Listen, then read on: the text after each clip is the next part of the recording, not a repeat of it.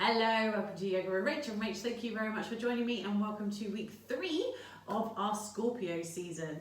So we're really diving deep into the water element, which is also related to the hips and the sacral chakra. So we're going to be getting into the hips, staying with that movement meditation we did in the previous practice before we then had to go with our down dog scorpion. So finding your way into child's pose.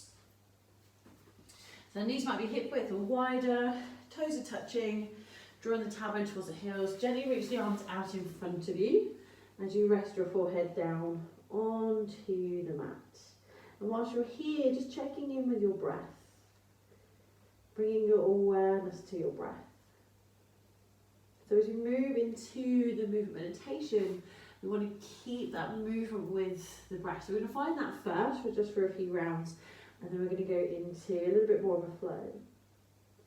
So as you inhale, start to lift up into tabletop. Exhale, tucking under the toes, lifting into downward facing dog. Inhale into tabletop. Exhale, lower down into child's pose. Inhale, lifting into tabletop. Exhale, downward facing dog. Inhale into tabletop. And exhale into child's pose. Adding on, inhale into tabletop, exhale downward dog. Inhale, right leg lifts, exhale, right leg lowers.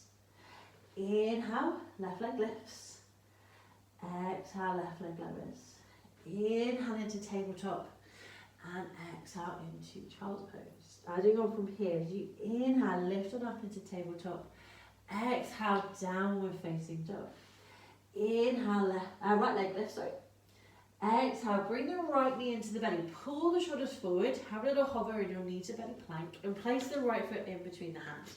So the foot lands behind, grab the ankle and nudge the foot forward. Right knee is over your ankle. Bringing the left knee down. Left toes can stay tucked or untucked, your choice. Gently draw the hips forward, lift the chin, lift the chest. You might be on the fingertips, you might be on the fists, whichever feels comfortable for you. Slowly walk the hands back as you start to pull the hips back. Keep the hips high so you're staying over that left knee, so we're not sitting down. And start to straighten the right leg. Keep the chin lifted, especially if the hamstrings were really tight. Maybe you're bringing the hands onto the hips, but you're still folding forward. So you're staying active into the back of the leg. Pull the hips forward, bend into the right knee, lift the chin, low lunge. Focusing on the breath. We're going to find that half split, so Ardha Hanumanasana 2 more times. Gently walking the hands back, pull the hips back, start to straighten the leg, lift the toes. The knee needs to be bent and that's fine, especially if the hamstrings are really tight. Remember, you might have the hands up onto the hips. The higher or further away you are from the leg, the little bit more gentler it will be into the hamstring. So don't force yourself to get as close as you can to your leg. You want this to be a comfortable stretch. Slowly walk the hands forward. Bring the right knee over the ankle, lift the chin. Last one on this side. Gently pull the hips back. You might keep the hands closer to your foot this round.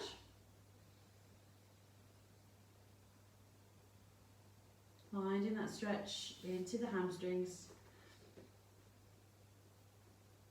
Slowly draw the hips forward, bend the knee. From here we're going to slide the right foot back into tabletop, knees hip width or wider. As you exhale, draw down into child's pose. Have a breath or 2 here.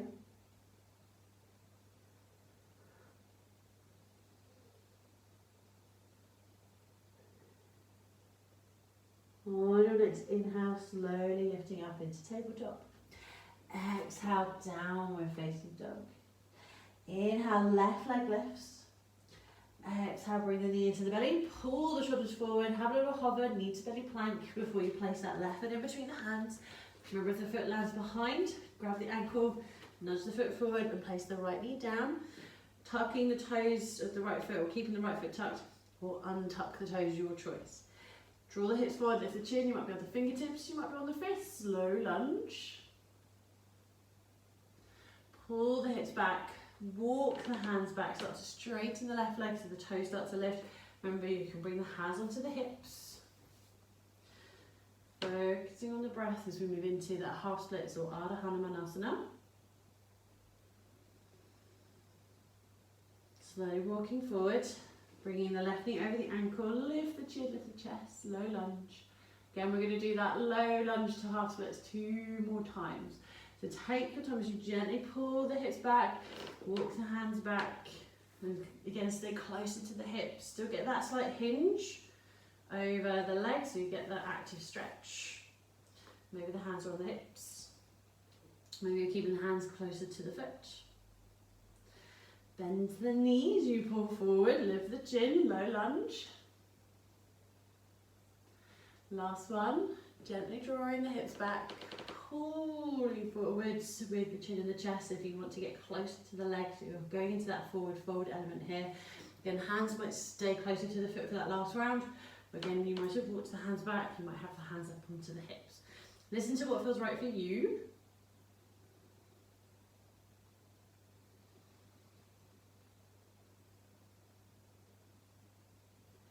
Slowly pull the hips forward, bending the knee over the ankle, lift the chin.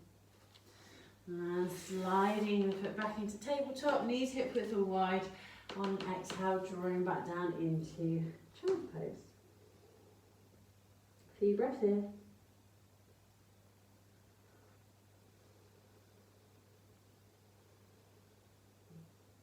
On your next inhale, lifting up into tabletop.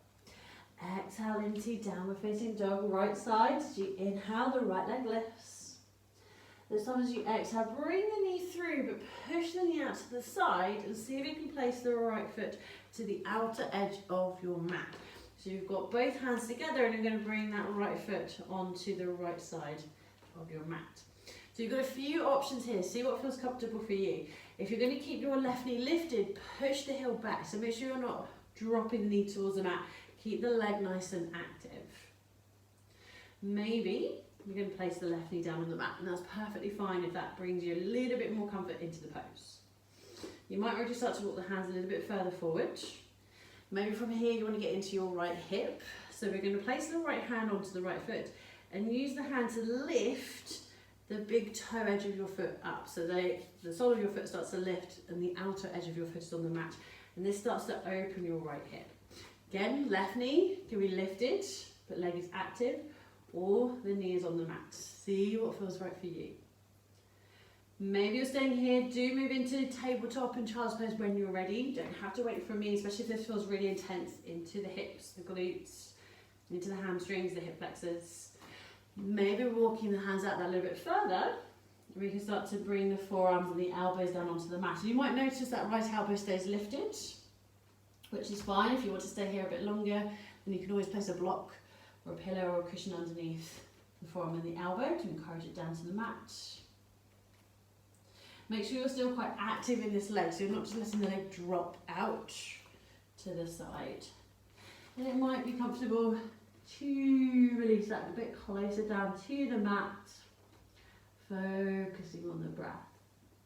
But again, see what feels right for you. Again, left knee lifted or lowered, but keep the leg active if you're lifted. Starting to lift up. And we're going to step or slide that foot back, bringing the left knee down, knees hip width or wide, exhaling into child's pose. Just checking in, you might feel that you've really worked that right side now, and know that you need to work the left side. Inhaling into tabletop, exhale, downward facing dog. Left side, as you inhale, left leg lifts. Exhale, bring the knee into the belly. This time push the left leg out to the left and place the foot down to the outside of your left hand. Bring the hands closer, bring the left foot onto the left side of the mat. Again, checking in, right knee, do you want that lifted? If you are, push the leg back, stay nice and active here, or bring the knee down. If you want to go a little bit more into your left hip, place the left hand onto the left foot and use the hand to pick the foot up. So you're lifting the big toe edge. So the sole of the foot is off the mat, letting the knee drop to the side, but keeping it active, so you're not just letting the leg collapse out. Again, checking in with that back knee. Starting to walk the hands forward if you haven't already. Maybe we're bringing one forearm and elbow down and the other one doesn't quite reach. Or in time we get there, so you can use props underneath the elbow if it doesn't find the mat. If it feels comfortable, maybe you're lowering that a little bit closer to the mat. So listen to your body. Find what feels right for you in your practice today.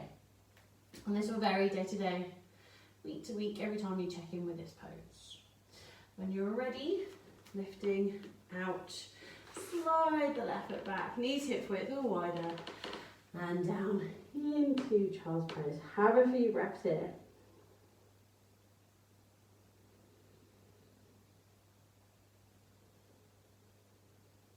Inhaling into tabletop. Exhale, downward facing dog, right side. Inhale, right leg lifts. Exhale, bring the knee into the belly. Have a little hover. And you're going to place the knee down in between the hands. Place the left knee down behind the right foot. See if you can stretch the left leg back and untuck the toes. Make sure you're not rolling onto your right thigh.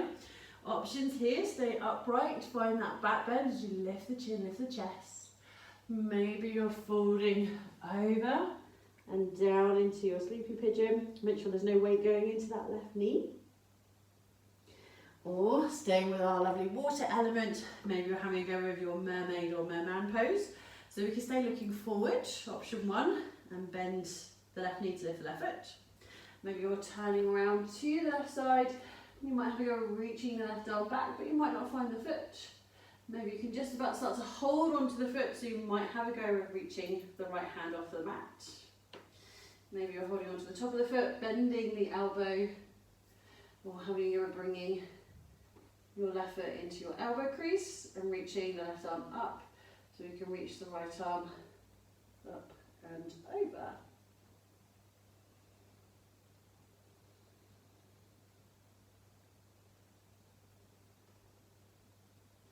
If it's in your practice, you might also have a go with King Pigeon, your Ekapada Rajakapatasana. But whenever you're ready, releasing if you have hold of your foot, bringing the hands onto the mat. If you're in your sleepy pigeon, gently lift your head, your chest, your belly, hands on the mat underneath the shoulders. Tuck under the left toes to lift the left knee. Push the hands into the mat, bring the right knee into the belly, pull the shoulders back, push the tailbone high, reach the right leg back and up. As you exhale, right foot lowers, downward facing dog, straight into the left side. Inhale, left leg lifts. Exhale, bring the knee into the belly, pull the shoulders forward, have a little hover. Place the left knee down, right knee behind the left foot. Make sure you're not rolling onto the left thigh. See if you can stretch the right leg back and untuck the toes. Your choice, so we can stay upright, find our back bend. Start to lower down into your sleepy pigeon. Make sure there's no weight in the right knee. Or you might be working towards mermaid or Ekapada Rajakapatasana, that one-legged King Pigeon. So from your upright pigeon, we can start by bending the knee, lifting the foot. Maybe you're walking around to the right side because it's the right leg we have lifted. And from there we might reach the right arm back, but might not be able to find it. Maybe you're just about holding the foot, but if you are, see if you can lift your left hand off the mat. Maybe we're holding onto the top of the foot more comfortably, bending the elbow in time, maybe bringing elbow, crease and foot together, and reaching up and over for your mermaid pose.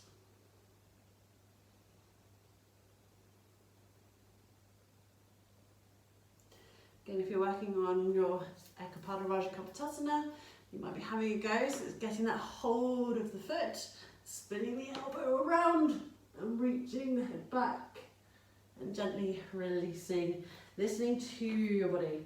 So bringing the hands onto the mat and releasing the foot if you're in mermaid or king pigeon. If you're in your sleepy pigeon, lift your head, your chest, your belly, hands under the shoulders. Tuck under the right toes to lift the knee. Push the hands into the mat, bring the left knee into the belly. Drawing back and up. Reach that left leg up. Down dog splits. Exhale, left foot meets the right, downward dog. Inhale into tabletop. And exhale, have a little pause in your child's pose.